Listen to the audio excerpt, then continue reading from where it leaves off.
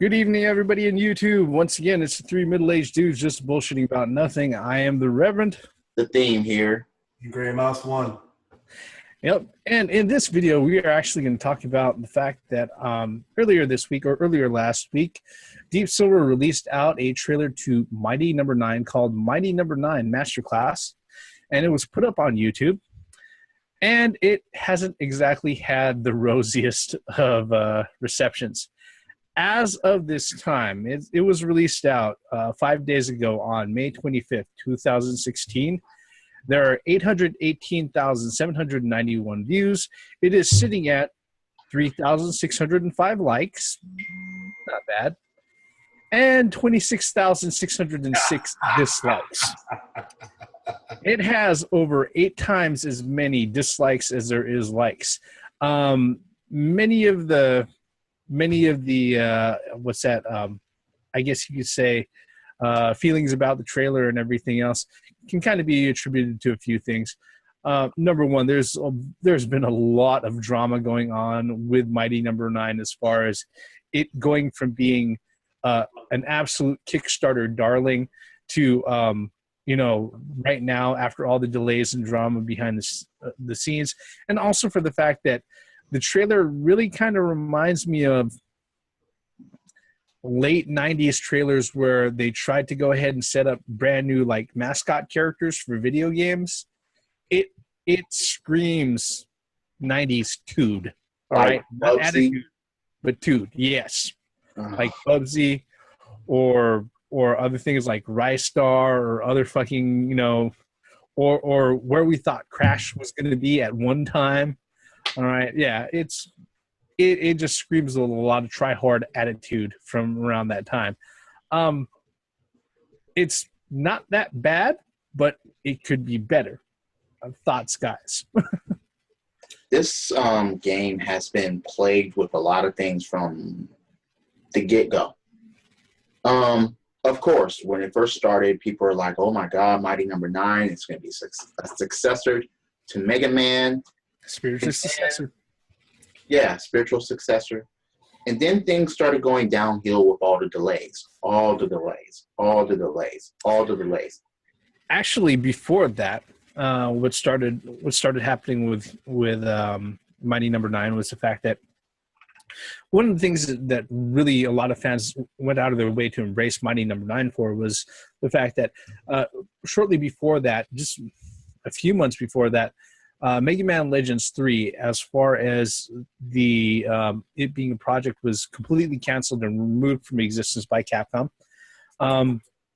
And what Capcom had promised a lot of the fans who were following it, a lot of the community that was following it, was that Capcom was going to allow, just like previous other Mega Man games, they were going to allow users to go ahead and come up and submit like artwork and designs and stuff like that, and then they would choose things to go ahead and use in game, like they did with a lot of the earlier Mega Man games on the NES. Well, Capcom, when they canceled the project, they sat there and they canceled the project, and they announced out on the Capcom forums the reason that it was canceled was because there was a lack of community interest. Now, at this time, they had over 150,000 fucking registered users on that particular portion of the forum, and they had thousands upon thousands, tens of thousands of art submissions put in by community members. Okay, and these are people who are following it. They had their ear to the ground. They were checking out the community for 24/7 for days on end.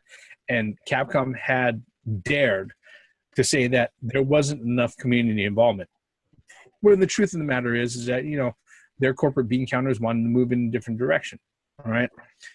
Fast forward to Mighty Number 9, Keiji Inafune, he leaves Capcom, citing a whole bunch of creative differences and about how he didn't have creative control and that he didn't have enough control over his own projects.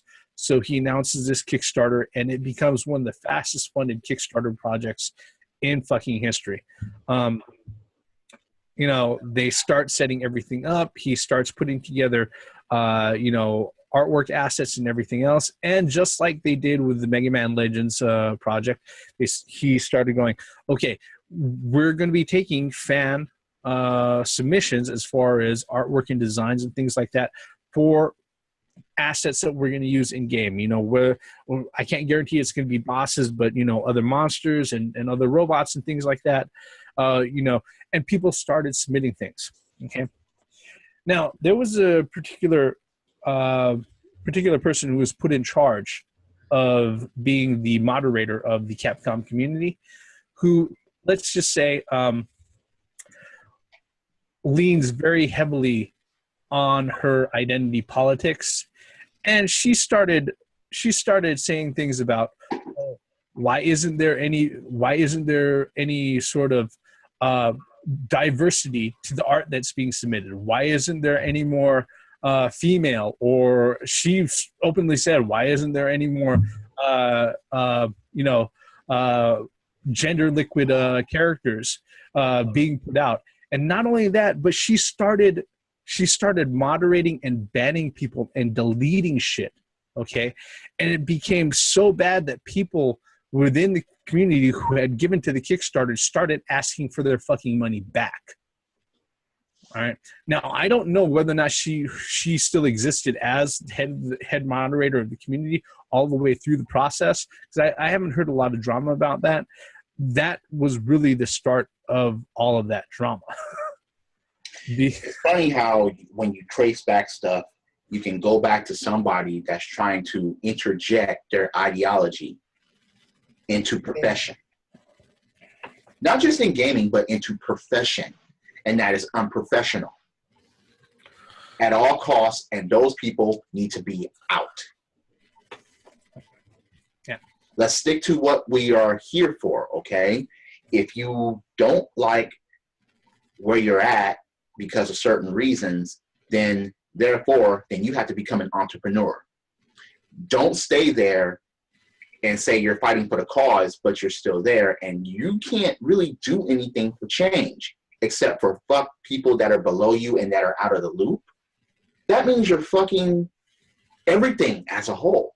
So either that was your mission in the first place, or you're just solely delusional thinking that you can change anything from a low point. And as far as diversity in games, okay, look. Games are meant for fun. We don't care. We don't care who or what we're controlling. We don't give a fuck. We just don't, okay?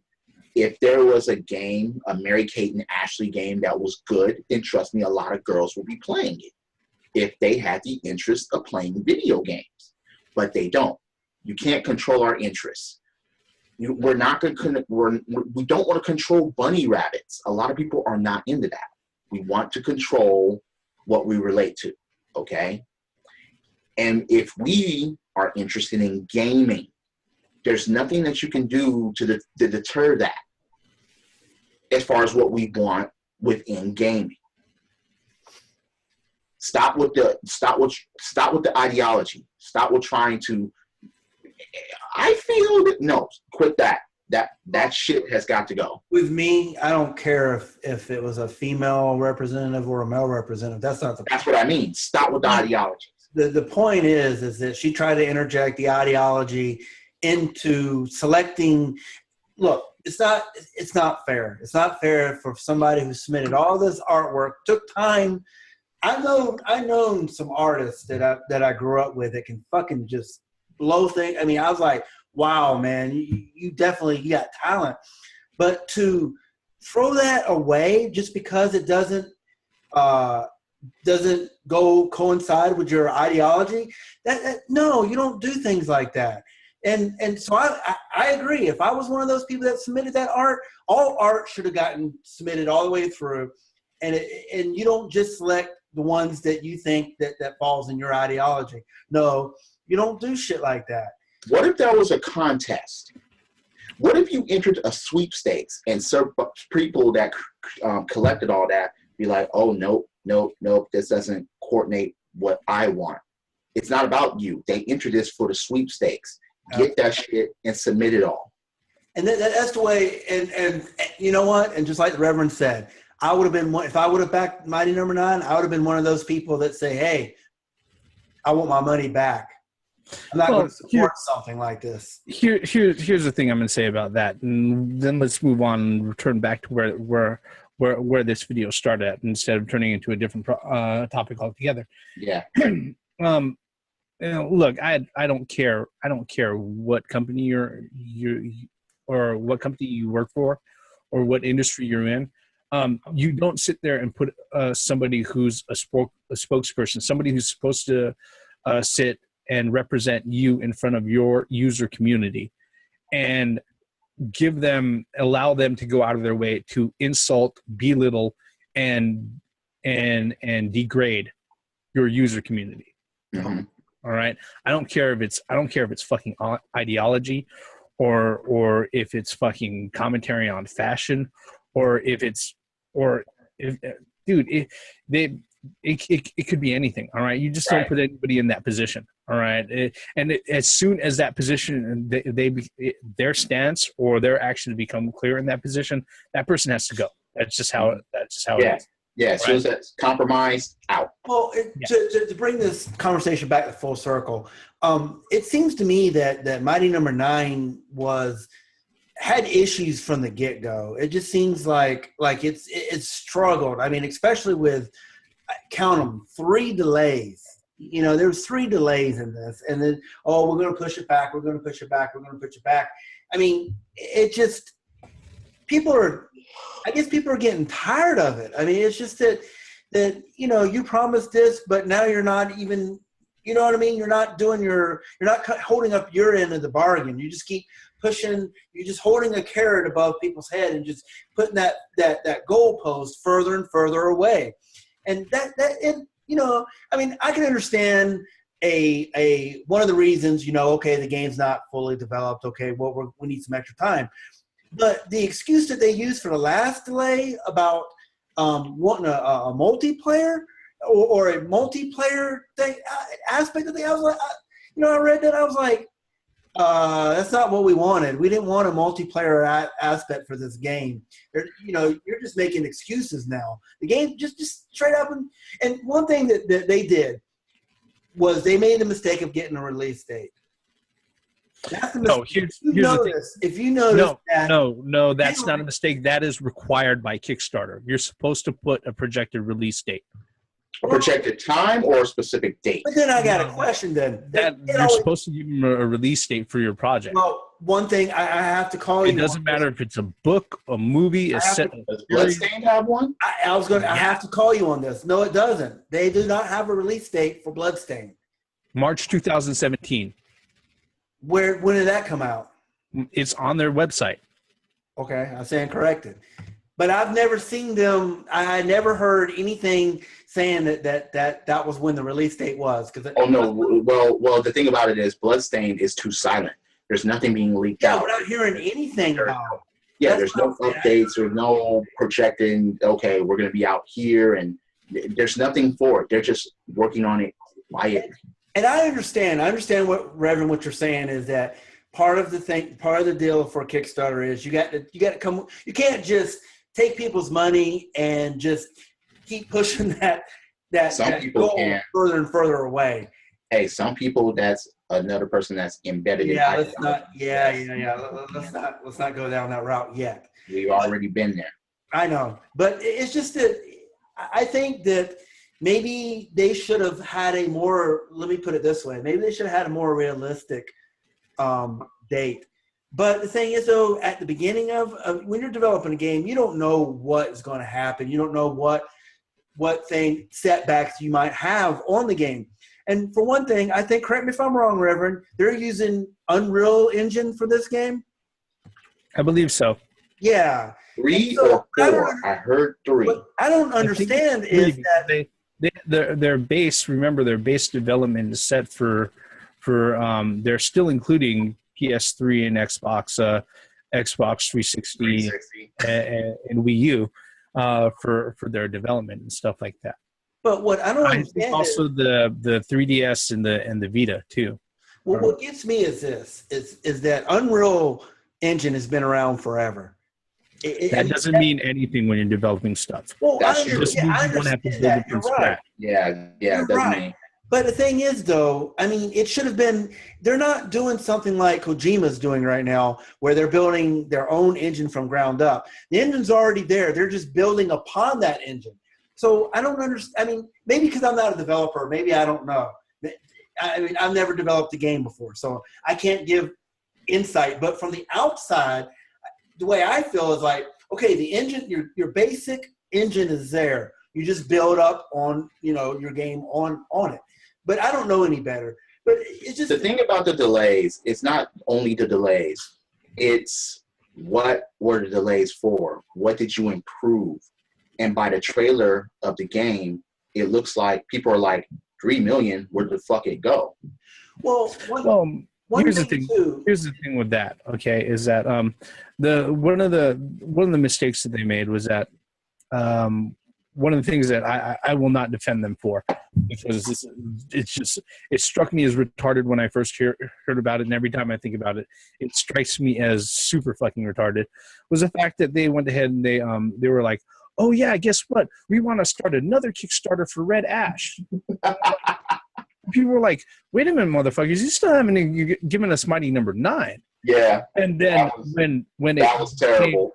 When it became a huge fucking uproar, it turns out, oh, no, Deep Silver went ahead and decided to go ahead and pick that up and publish it for us anyways. So maybe you didn't even need to go ahead and do the crowdfunding thing? Well, one thing, too, is let me ask you, I didn't crowdfund the Mighty Number 9, but you did, Reverend. Were they transparent? Yes. I mean, were they completely I'm talking about through the development process. Were they transparent? Yes.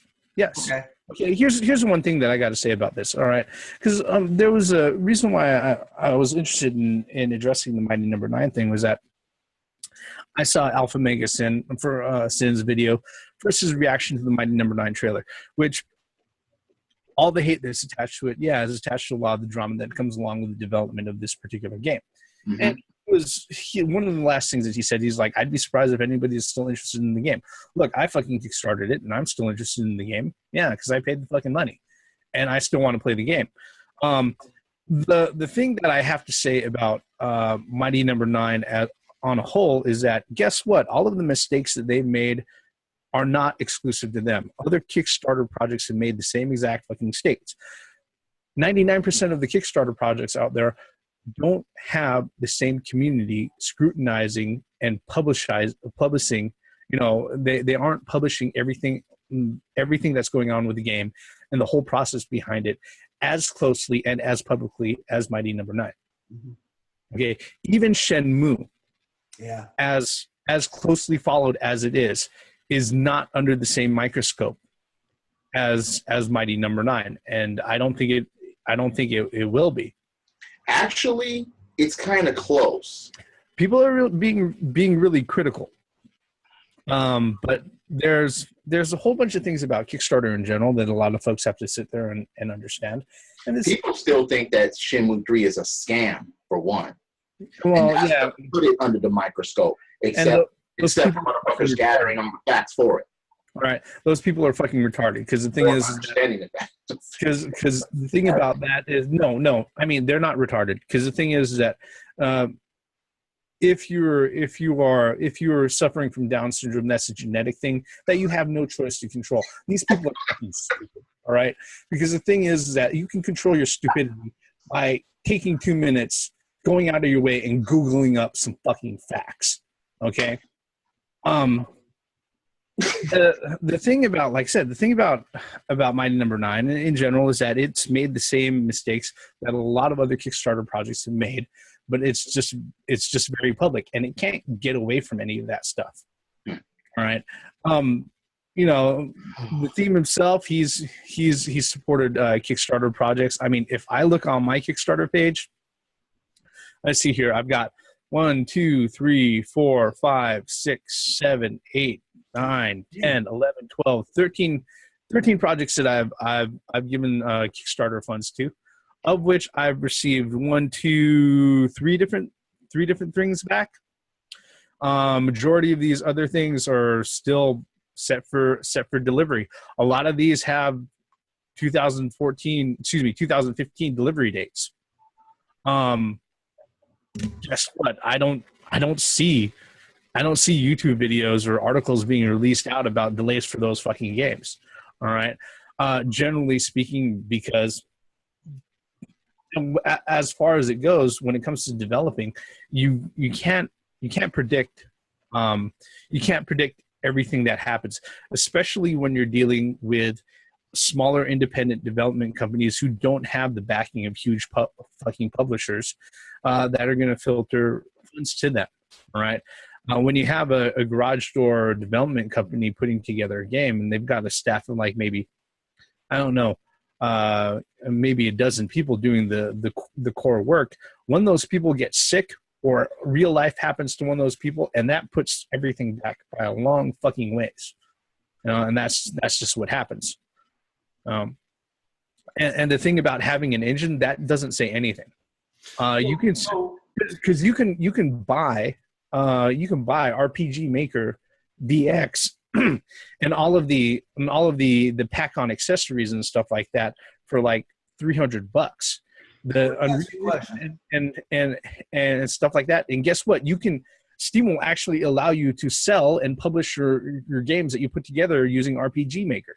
So all right? Let me ask you a question. So essentially what you're saying is that you feel that it's not, I'm not trying to put words in your mouth, but you feel that it's kind of unfair that Mighty Number 9 is receiving all this bad publicity in comparison to the other Kickstarters that have games that, little well-known games that have a crew of, like you said, 5 or 6 people working on it. No, I don't think it's unfair at all. Okay, and I'll be very clear on that, because like I said, I've had this conversation with other people, offline. I'm still interested in the game. I'm not going to sit there and say fuck this game and sit there and cry to the high hills. Give me my fucking money back. I'm never going to go ahead and support Concept on this shit again, because guess what? They need to be called out on this bullshit. They need to be this sort of thing. It needs to be held up high for not only Concept to notice, but other fucking project developers who go ahead and go through the same process to learn from.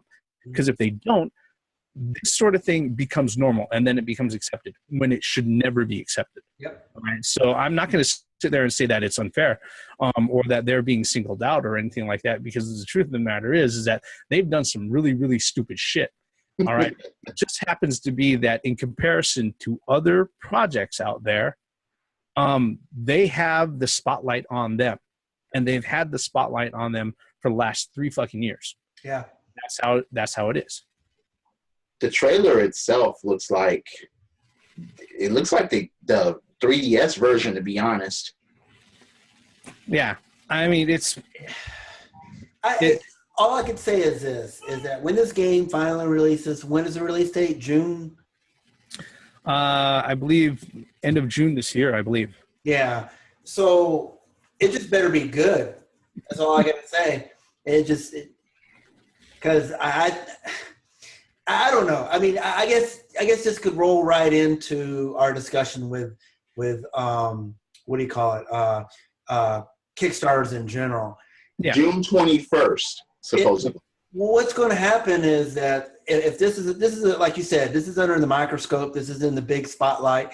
And if this game ends up flopping, which I hope it doesn't, I like I said before, countless times, I always say that I don't want a game to fail. I want games to be successful because it's a benefit for all gamers. Everybody's going to benefit from it. But if this game turns into a flop, what's that going to say about future Kickstarters for future games? It's going to make it more difficult because people already have a bad taste in their mouth for Kickstarters in general, because of certain individuals taking advantage of, I'm not going to name anybody, but takes advantage of people for Kickstarters. So I want Mighty Number 9 to do good, because what's that going to do is that's going to set the pace, or not the pace, but the preference for future people that, entrepreneurs like me. Let's say, for example, I want to make a game. I have the know-how. So, but I don't have the funding. So I'm going to ask crowdfund for a game that I could create. It's going to open the door for more creativity, more developers, that up and coming developers, indie games, for example, like when indie games first started, I didn't like that idea at all. But I started playing some of these indie games and my jaw just dropped. I was like, oh my God, this is a fucking good game. Even though one person made this game, it's like, holy shit, and then that started to get me involved in independent developers. And then it's part of the Kickstarter. So I want all the Kickstarters to be successful, simply game Kickstarters to be successful, more specific, because it encourages creativity, it encourages people to develop new games. And that, again, that's for everybody. That's what the gaming industry is about, is playing games, having fun playing those games. And so I don't have, look, I hope it's successful because it's going to pave the way for other people to develop games. I mean, here's the thing about Kickstarter, all right, is that even if a project is successfully funded through Kickstarter, that does not guarantee at all that the project will ever see the light of day. Absolutely. That is one thing that a lot of people do not realize. If you went out of your way to go ahead and pony up $10,000 because you wanted your face on a character in a fucking game, just don't hold your fucking breath. That's all I gotta say. Like I said, I've got about 13 projects in my Kickstarter list as far as the history of the things that I've backed. I've seen returns on 3 of them. All right. I'd have to say about 30% of them, they have estimated launch dates that are from 2015. All right. And when they do actually come through, I'm usually very pleasantly surprised. But I'm also not somebody who's going to be sitting there donating hundreds upon thousands of dollars, to a Kickstarter project. I mean, Mighty Number 9 is when it comes out and it hits a digital distribution and everything else, it's going to be a $20 game. That's what I put down. Mm-hmm. All right. That was pretty much it. Okay. Otherwise, if I just wanted to go ahead and see, show my support and say, hey, look, good luck to you guys. Here's something for you to go on your way. I could have donated as little as $1. Yeah. It wouldn't have hurt me anything, Generally speaking, though, the same type of mistakes that Comset made with Mighty Number 9, the handling of their community, the decision to go out of their way to handle the way that they did their PayPal and Slacker backer contributions, the way that they decided to go ahead and announce that they were going to do Red Ash before Mighty Number 9 was even released, and then the delays on top of that.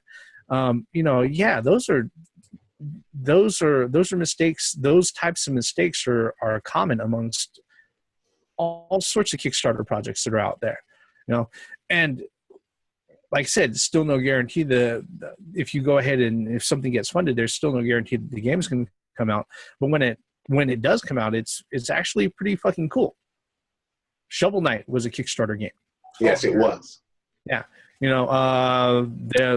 last Kickstarter reward that I got that showed up in my inbox just a few weeks ago was for Hyper Light Drifter. Excellent game. All right.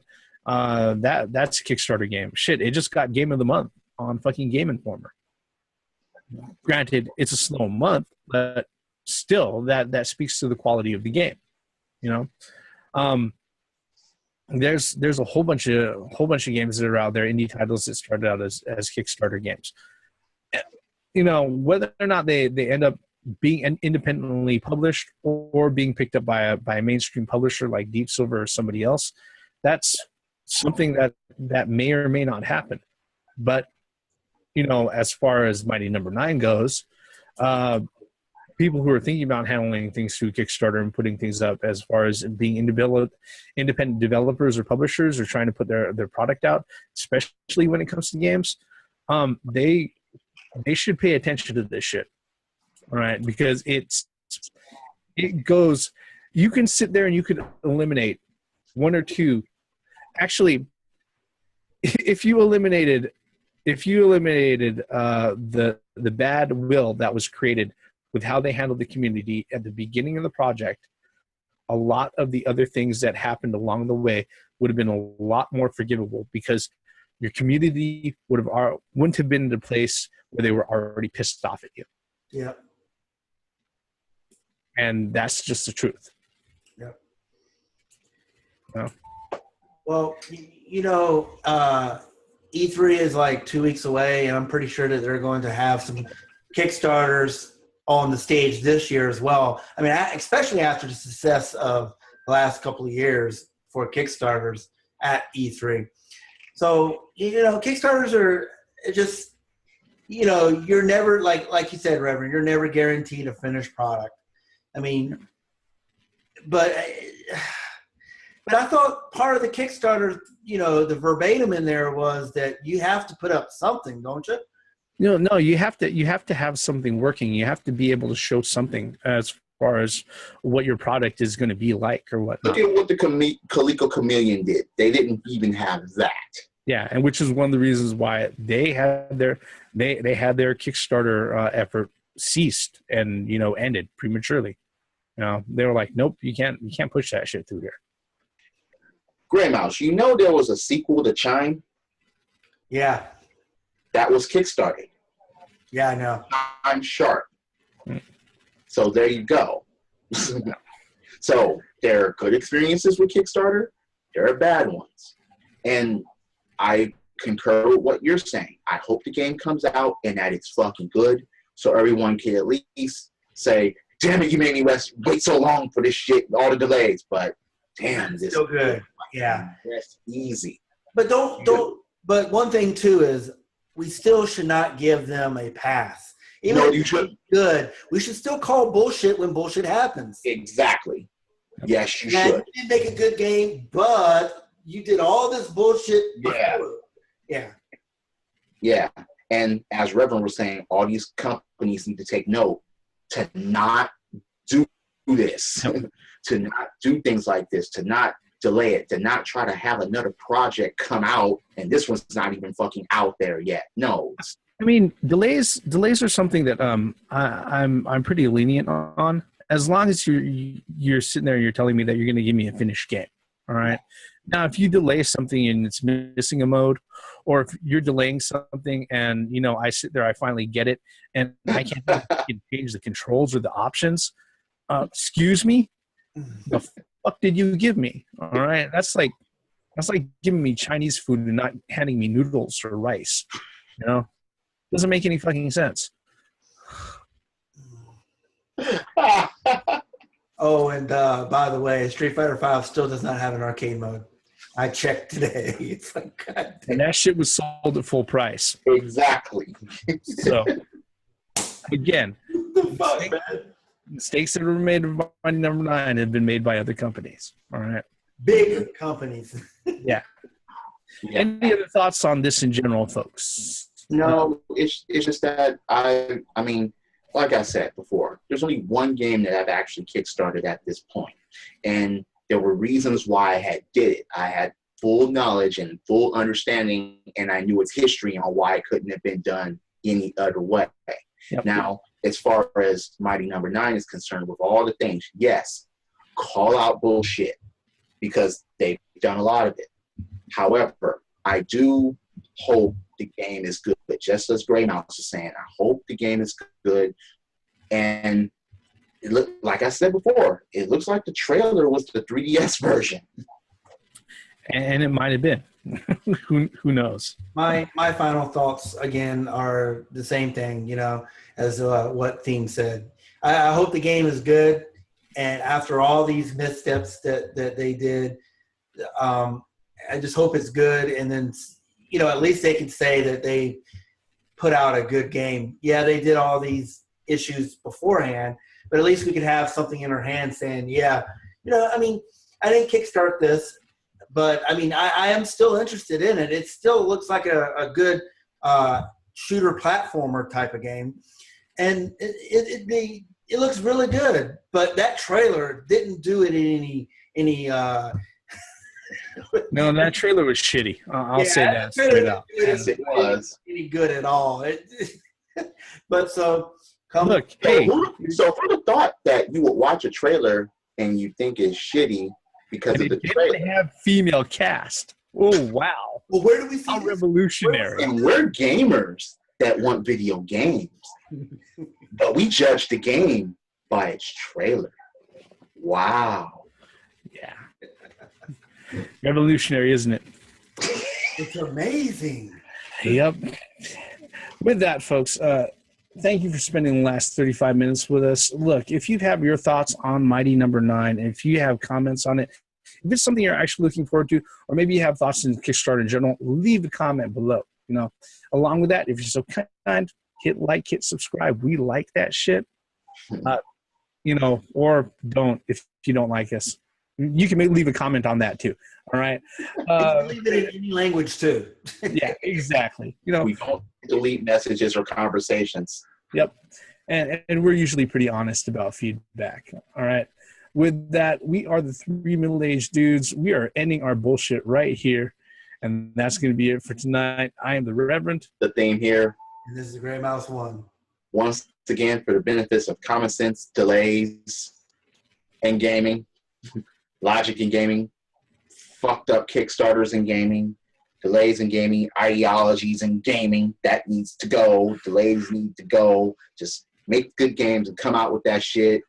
And I hope that wasn't a 3DS version of it. That's what it looked like. Oh well.